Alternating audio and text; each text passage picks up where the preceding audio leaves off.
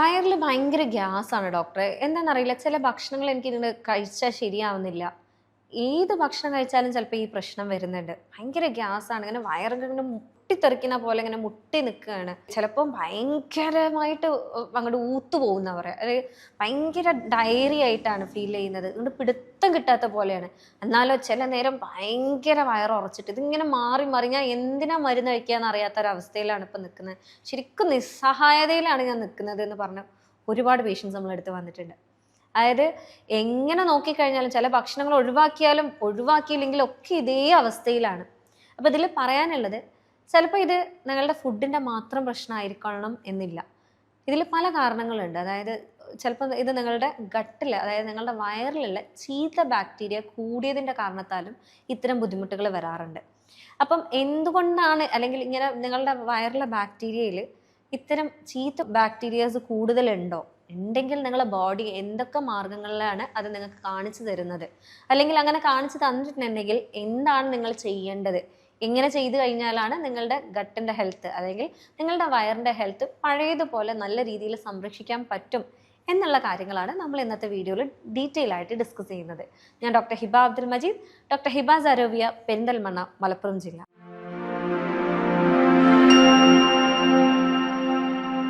അപ്പോൾ ഇതിൽ ആദ്യം തന്നെ പറയാനുള്ളത്, ഇപ്പം ഇതിൻ്റെ സിംറ്റംസ് പറയുകയാണെന്നുണ്ടെങ്കിൽ ഇപ്പം നേരത്തെ പറഞ്ഞ പോലെ ഭയങ്കരമായിട്ട് വയറ് വീർത്ത് തൂങ്ങി നിൽക്കുകയാണ്, അല്ലെങ്കിൽ ഇപ്പോൾ പൊട്ടിത്തെറിക്കും എന്നുള്ള അവസ്ഥ, ഗ്യാസ് ഏമ്പക്കം വിടുകയാണ്, കീവായു വിടുകയാണ്, ഒരു രക്ഷയില്ലാത്ത അവസ്ഥ. അതേപോലെ തന്നെ ചില ആളുകളിൽ ചിലപ്പം ഭയങ്കരമായിട്ട് ഡയറി ലൂസായിട്ട് പോകുന്നുണ്ടാവും, അതേസമയം അടുത്ത ദിവസം ചിലപ്പോൾ ഭയങ്കരമായിട്ട് ഉറച്ചിട്ട് പോകുന്ന ഒരവസ്ഥ.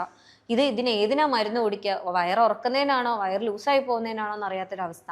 അതേപോലെ ചില ആളുകൾ പറയാറുണ്ട്, ഭയങ്കര വേദനയാണ്, എന്ത് ചെയ്തു കഴിഞ്ഞാൽ ഈ വേദന മാറുന്നില്ല, എത്ര മരുന്ന് കഴിച്ചാലും വേദന മാറുന്നില്ല എന്നുള്ളൊരവസ്ഥ. അതേപോലെ ചില ആളുകളിൽ ഇതിൻ്റെ കൂടെ ഈ വയറ് അസ്വസ്ഥതകളുടെ കൂടെ ഭയങ്കര മാനസികമായിട്ടുള്ള സമ്മർദ്ദം, അതേപോലെ ടെൻഷൻ ആവുക, ആങ്സൈറ്റി വരിക, ഡിപ്രഷനിലേക്ക് പോകുന്ന അവസ്ഥ വരിക. ചില ആളുകൾ ഇത് കാരണം വെയിറ്റ് കൂടുക അല്ലെങ്കിൽ ഭയങ്കരമായിട്ട് കുറയുക, അതേപോലെ ഭയങ്കരമായിട്ടുള്ള ക്ഷീണം തോന്നുക. കാരണം ഇത് ശരീരത്തിൽ പിടിക്കുന്നില്ല. നമ്മൾ എന്ത് കഴിക്കുകയാണെന്നുണ്ടെങ്കിലും നമ്മുടെ ശരീരത്തിലേക്ക് നമ്മൾ കഴിക്കുന്ന ഒരു സാധനം, ഒരു വസ്തു പോലും നമ്മുടെ ശരീരത്തിലേക്ക് ആവശ്യമുള്ള രീതിയിലേക്ക് കയറുന്നില്ല എന്നുള്ളൊരു സാഹചര്യമാണ്. അപ്പോൾ സ്വാഭാവികമായിട്ടും ഭയങ്കര ക്ഷീണമൊക്കെ തോന്നുന്ന ഒരവസ്ഥ വരാറുണ്ട്. അപ്പം ഇങ്ങനെയൊക്കെ നിങ്ങൾ കാണുന്നുണ്ട് എന്നുണ്ടെങ്കിൽ ഒരു പക്ഷേ നിങ്ങൾക്ക് നിങ്ങളുടെ വയറിൽ ചീത്ത ബാക്ടീരിയാസ് കൂടുതലാണെന്നാണ് അർത്ഥം. നമുക്ക് വയറിൽ നോക്കുകയാണെന്നുണ്ടെങ്കിൽ ചീത്ത ബാക്ടീരിയ ഉണ്ട്, നല്ല ബാക്ടീരിയ ഉണ്ട്, രണ്ടും ഉണ്ട്.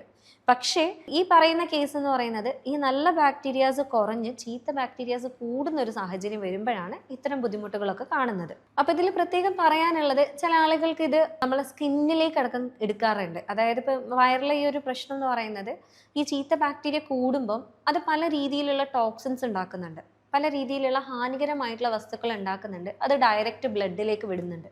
ഇത് ബ്ലഡിൽ എത്തുന്നതോടുകൂടെ നമ്മുടെ ശരീരത്തിലുള്ള പല ഭാഗങ്ങളിൽ പോയിട്ട് അത് പല രീതിയിലുള്ള നീർക്കെട്ടുകൾ ഉണ്ടാക്കുന്നുണ്ട്. ഈ നീർക്കെട്ടുകൾ തലയിൽ പോയിട്ട്, അല്ലെങ്കിൽ നമ്മളുടെ തലയുടെ ചർമ്മത്തിൽ പോയിട്ട്, അല്ലെങ്കിൽ ചില ആളുകൾക്ക് മുഖത്ത്, ചില ആളുകൾക്ക് അല്ലാത്ത ത്വക്ക് രോഗങ്ങൾ ഉണ്ടാക്കാറുണ്ട്. മുഖത്ത് ചില ആളുകൾക്ക് ഭയങ്കരമായിട്ട് മുഖക്കുരു കൂടാറുണ്ട്. അപ്പം നിങ്ങൾ തന്നെ കണ്ടിട്ടുണ്ടാവും, നിങ്ങളുടെ ഫ്രണ്ട്സിൻ്റെ ഇടയിൽ ഭയങ്കരമായിട്ട് മുഖക്കുരു ഉണ്ടായിരുന്ന ഒരാൾക്ക് പെട്ടെന്ന് മുഖക്കുരു മാറിയിട്ടുണ്ടാവും. പക്ഷെ അതിനെക്കുറിച്ച് ഡീറ്റെയിൽ ആയിട്ട് ചോദിച്ചറിയുകയാണെന്നുണ്ടെങ്കിൽ ഒരുപക്ഷെ അവരുടെ വയർ ആ ടൈമിൽ ഭയങ്കര ഇഷ്യൂ ആയിട്ടുണ്ടായിരുന്നു. അത് റെഡി ആയപ്പോഴാണ് അവരുടെ മുഖക്കുരു മാറിയത് എന്നായിരിക്കും അവർ പറഞ്ഞിട്ടുണ്ടാവുക. അതേപോലെ ചില ആളുകൾക്ക് ഡാൻഡ്രഫിന് വരെ വലിയ കാരണമായിട്ടാണ് ഈ ഒരു ഗട്ട് ബാക്ടീരിയൻ്റെ പ്രശ്നം വരാറുള്ളത്. അതായത് ചീത്ത ബാക്ടീരിയാസ് കൂടിക്കഴിഞ്ഞാൽ ഇപ്പോൾ ഈ പറഞ്ഞ പോലെ പല രീതിയിലുള്ള ഇൻഫ്ലമേഷൻസ് വരുത്തുന്നുണ്ട്, പല രീതിയിലുള്ള നീർക്കെട്ടുകൾ വരുത്തുന്നുണ്ട്. ഈ നീർക്കെട്ട് കാരണം നമ്മൾ തലയുടെ ചർമ്മത്തിലുള്ള ഓയിൽസ് ഇല്ലാണ്ടാവുന്നുണ്ട്. ഇതില്ലാണ്ടാവണോട് കൂടെ എന്താ സംഭവിക്കുന്നത്, അവിടെ പല രീതിയിലുള്ള ഫംഗസുകൾ വളരുന്നുണ്ട്. ഇത് വളരുന്നതോടുകൂടി നമുക്ക് ഡാൻഡ്രഫ് വരാനുള്ള ചാൻസസ് കൂടുതലാണ്. അപ്പോൾ ചില ആളുകളോട് പറഞ്ഞു കഴിഞ്ഞാൽ അവർക്ക് അങ്ങോട്ട് ആക്സെപ്റ്റ് ചെയ്യാൻ പറ്റില്ല. എനിക്ക് വയറിനൊരു കുഴപ്പമില്ല, പക്ഷെ എനിക്ക് ഭയങ്കര ഡാൻഡ്രഫാണ്, ഇനി ഞാൻ എത്ര മരുന്ന് കുടിച്ചിട്ടും എത്ര എണ്ണ തേച്ചിട്ടും മാറ്റം വരുന്നില്ല എന്നൊക്കെ പറയാറുണ്ട്. പക്ഷേ ഡീറ്റെയിൽ ആയിട്ട് നമ്മൾ എടുക്കുമ്പോഴാണ് ഇങ്ങനെ ഒരു സംഭവം ഹിസ്റ്ററി അവിടെ നിൽക്കുന്നുണ്ട്, നിലനിൽക്കുന്ന ഈ സംഭവം അവർക്ക് ആക്ച്വലി അവരുടെ ഭാഗമായി മാറി അവരതിനെ കെയർ ചെയ്യാത്തതുകൊണ്ടാണ് ഇത് മനസ്സിലാവാത്തതെന്നുള്ളതാണ് നമുക്ക് ഒട്ടുമിക്ക കേസുകളിലും മനസ്സിലായിട്ടുള്ളത്. അപ്പോൾ ഇതിൽ പറയാനുള്ളത്, നമ്മളുടെ വയറിൻ്റെ ഹെൽത്തിനെ നമ്മൾ മെയിൻറ്റെയിൻ ചെയ്യുകയാണെങ്കിൽ, നോക്കുകയാണെന്നുണ്ടെങ്കിൽ ആക്ച്വലി നമ്മളുടെ മെൻ്റൽ ഹെൽത്ത് ആണെങ്കിലും നമ്മളുടെ ചർമ്മമാണെങ്കിലും നമുക്ക് ആക്ച്വലി നല്ല രീതിയിൽ സംരക്ഷിക്കാൻ പറ്റും എന്നുള്ളതാണ്. അപ്പോൾ എങ്ങനെയാണ് നമ്മളുടെ ഗട്ട് ഹെൽത്തിനെ നമുക്ക് സംരക്ഷിക്കാൻ പറ്റുന്നത് നോക്കുകയാണെന്നുണ്ടെങ്കിൽ അതിൽ ആദ്യം തന്നെ പറയാനുള്ളത് പ്രോബയോട്ടിക്സ് നന്നായിട്ട് കഴിക്കുക എന്നുള്ളതാണ്. അപ്പം നിങ്ങൾ തന്നെ കണ്ടിട്ടുണ്ടാവും ഇപ്പോൾ യോഗട്ട്, അതായത് നമ്മൾ തൈരിൻ്റെ ഒക്കെ കട്ട തൈരിൻ്റെ ഒക്കെ പിക്ചേഴ്സിലൊക്കെ കാണാം പ്രോബയോട്ടിക് യോഗട്ട് എന്നൊക്കെ പറഞ്ഞിട്ടാണ് കാണാം. അപ്പം യോഗട്ട് ആക്ച്വലി പ്രോബയോട്ടിക് ആണ്. അത് പ്രത്യേകമായിട്ട് അവർ അതിലേക്ക് എടുത്തിടുന്നത് എന്താണെന്ന് വെച്ചാൽ ഇതിന് ഇങ്ങനെ ഒരു ഇമ്പോർട്ടൻസും കൂടി ഉണ്ട് എന്നുള്ളത് കൊണ്ടാണ്. അതൊരു കൈൻഡ് ഓഫ് മാർക്കറ്റിംഗും കൂടിയാണ്. അപ്പോൾ പ്രോബയോട്ടിക് എന്ന് പറയുന്നത് നല്ല ബാക്ടീരിയാസിനെ കൂട്ടി കൊണ്ടുവരാനും അതേപോലെ ചീത്ത ബാക്ടീരിയാസിനെ കുറയ്ക്കാനും സഹായിക്കുന്ന ഒന്നാണ്. അപ്പം അതിൽ പെടുന്നതാണ് തൈര്, മോര്, പുളിപ്പിച്ച എന്ത് സാധനമാണെങ്കിലും വളരെ നല്ലതാണ്. പക്ഷെ അത് ഓവറായിട്ട് പുളിപ്പിക്കാതിരിക്കുക എന്നുള്ളതാണ്. അപ്പോൾ നമ്മൾ ഇപ്പോൾ വീട്ടിൽ തൈര് ഉണ്ടാക്കുകയാണെന്നുണ്ടെങ്കിൽ മോര് ഉണ്ടാക്കുകയാണെന്നുണ്ടെങ്കിൽ ഒരു ദിവസം വെച്ച് പുളിപ്പിച്ചത് മാത്രം, അതിൽ കൂടുതൽ പുളിപ്പിക്കാതിരിക്കുക എന്നുള്ളതാണ് എപ്പോഴും പറയാനുള്ളത്. അതേപോലെ തന്നെ നല്ല ഫൈബർ അടങ്ങിയിട്ടുള്ള കണ്ടൻസ്, അതായത് നമ്മളുടെ പച്ചക്കറികളാണെങ്കിലും അതേപോലെ പറയാനുള്ളതാണ് ഹോൾ ഗ്രെയിൻസ്, അതായത് നമ്മളുടെ ഓട്സ് ആണെങ്കിലും ഗോതമ്പാണെങ്കിലും അരിയാണെങ്കിലും ഒക്കെ ഹോൾ ഗ്രെയിൻ ആയിട്ട് കഴിക്കാൻ വേണ്ടിയിട്ട്, തവിട് മാറ്റിയിട്ടില്ലാത്തത് കഴിക്കാൻ വേണ്ടിയിട്ട് എപ്പോഴും ശ്രദ്ധിക്കുക. അതേപോലെ പറയാനുള്ളതാണ് നല്ല രീതിയിൽ വ്യായാമം ചെയ്യുക. വ്യായാമം ചെയ്യുമ്പോൾ ഓവർ ആകാതിരിക്കുക, ഓവർ സ്ട്രെയിൻ ചെയ്യാതിരിക്കുക, പക്ഷെ ഒരു മിതമായിട്ടുള്ള രീതിയിൽ നിങ്ങൾ എക്സസൈസ് ചെയ്യുന്നുണ്ട് എന്നുള്ളത് ഉറപ്പുവരുത്തുക. അതേപോലെ പറയാനുള്ളതാണ് നിങ്ങൾ ഷുഗർ ഭയങ്കരമായിട്ട് കഴിക്കുന്ന ഒരാളാണ്, അല്ലെങ്കിൽ ഭയങ്കര ഷുഗറി ആയിട്ടുള്ള സാധനങ്ങൾ, ഇപ്പം നമ്മൾ സോഡ കഴിക്കാറുണ്ട്, അല്ലെങ്കിൽ നമ്മൾ ഫാസ്റ്റ് ഡ്രിങ്ക്സ്, കൂൾ ഡ്രിങ്ക്സ് കഴിക്കാറുണ്ട്, അല്ലെങ്കിൽ ഭയങ്കരമായിട്ട് മധുരം കഴിക്കാൻ, ബേക്കറീസ് കഴിക്കാൻ ഇഷ്ടപ്പെടുന്ന ഒരാളാണെന്നുണ്ടെങ്കിൽ നിങ്ങളുടെ ഗട്ട് ഹെൽത്തിൽ ഈ പറയുന്ന ഇൻഫ്ലമേഷൻസ് ഉണ്ടാക്കാനുള്ള ചാൻസസ് കൂടുതലാണ്. അപ്പോൾ സ്വാഭാവികമായിട്ടും അവിടെ ചീത്ത ബാക്ടീരിയാസ് കൂടാനും നല്ല ബാക്ടീരിയാസ് കുറയാനുള്ള ചാൻസസ് കൂടുതലാണ്. അതേപോലെ പറയാനുള്ളതാണ് ഇവിടെ മൈൻഡ് രണ്ട് രീതിയിൽ എഫക്റ്റ് ചെയ്യുന്നുണ്ട്.